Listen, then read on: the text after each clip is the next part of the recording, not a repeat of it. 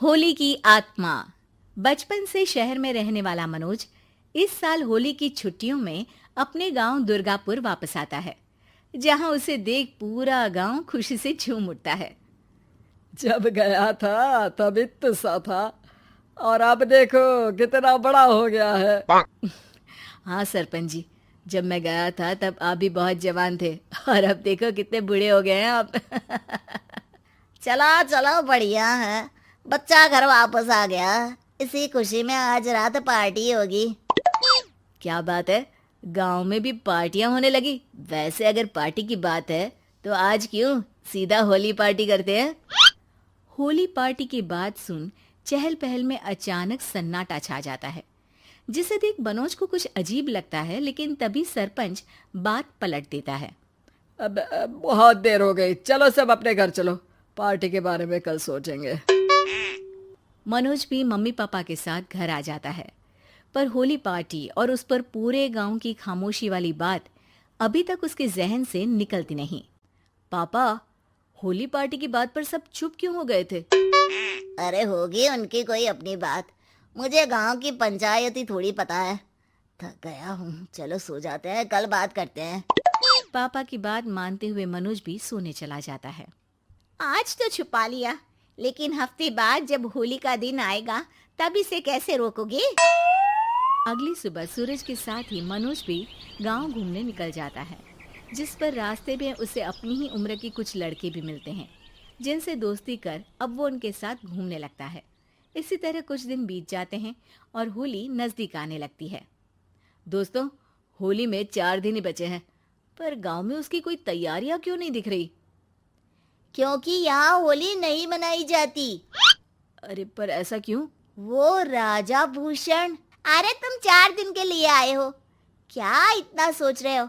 चलो कुछ खाने चलते हैं। इसी के साथ एक बार फिर होली की बात को टलते हुए देख मनोज को शक होने लगता है। वो घर पहुंचते ही इंटरनेट पर अपने गांव और राजा भूषण के बारे में जानकारी निकालने लगता है। क्या? मुझे आज तक ये नहीं पता था। ऐसा कैसे? किसी ने मुझे कुछ बताया क्यों नहीं? सारी जानकारी लेने के बाद मनोज गांव वालों या अपने मम्मी पापा से कुछ पूछे बिना खुद ही उसकी सच्चाई के बारे में छानबीन करने लगता है, जिसके चलते वो राजा भूषण की हवेली में पहुंचता है। वाह, क्या हवेली है यार। पर क्या यहाँ सच में कोई भूत है? हेलो भूत जी, कोई है क्या? हम इस साल गांव में होली सेलिब्रेट कर रहे हैं, क्या आप उस पर थोड़ा इंटरव्यू देंगे? मनोज के ऐसा बोलते ही गांव में तूफान उठ जाता है और हवेली में रखी सारी चीजें हिलने लगती है। एक अदृश्य शक्ति मनोज को धक्का देकर हवेली से बाहर निकाल दरवाजा बंद कर लेती है। ये सब देख मनोज हैरान रह जाता है। क्या अभी मुझे हवा ने धक्का देकर बाहर निकाल दिया?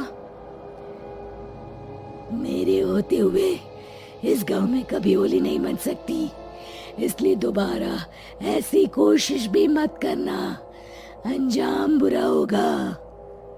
आवाज सुन मनोज हैरानी से इधर उधर देखने लगता है, पर उसे कोई दिखाई नहीं देता। वो गांव वापस आ जाता है, जहां तूफान की वजह से सब कुछ तहस महस हो चुका होता है। आखिर ये तूफान आया कैसे?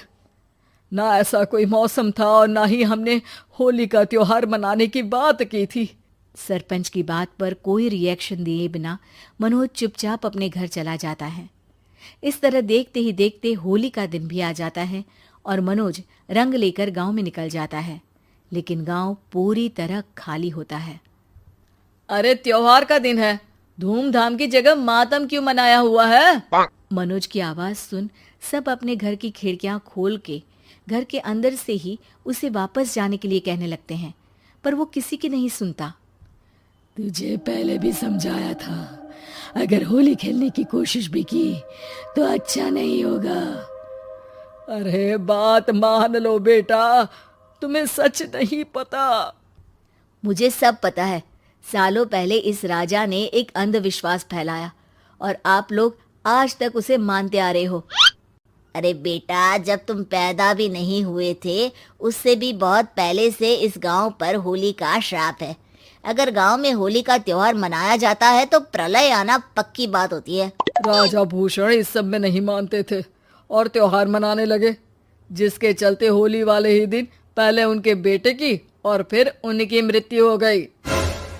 तभी से गांव की रक्षा के लिए उनकी आत्मा उस हवेली में रह रही है। सबकी बातें सुन मनोज उलझन में पड़ जाता है। सोचना भी मत मनोज, अगर तुमने इस परंपरा को तोड़ने की कोशिश भी की तो उसका परिणाम इस गांव और गांव के लोगों के लिए अच्छा नहीं होगा। मुझे भी यकीन नहीं हो रहा कि आप लोग एक बेतुकी बात को मानकर सालों से रंगों के त्योहार को मातम की तरह मनाते आ रहे हो। मनोज किसी की कोई बात ना मानते हुए पूरे गांव में रंग बिखेर देता है, जिसके तुरंत बाद वहां तूफान के साथ बिजलियां गरजने लगती है।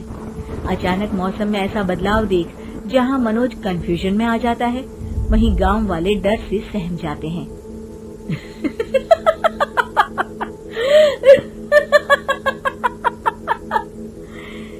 इस लड़के ने हमारे जैसे सिर्फ अपने स्वार्थ के लिए नहीं बल्कि पूरे गांव की खुशियों के लिए यहाँ होली मनाई है, जिस वजह से अब इस गांव पर होली का श्राप टूटता है। ऐसा बोलकर राजा का भूत वहां से गायब हो जाता है, जिसके बाद गांव के लोग धूमधाम से होली मनाते हैं। खुशियों के रंग गांव में बिखरे ही होते हैं कि अगली सुबह अचानक मनोज कहीं गायब हो जाता है और एक बार फिर गांव में होली का नया राज शुरू हो जाता है।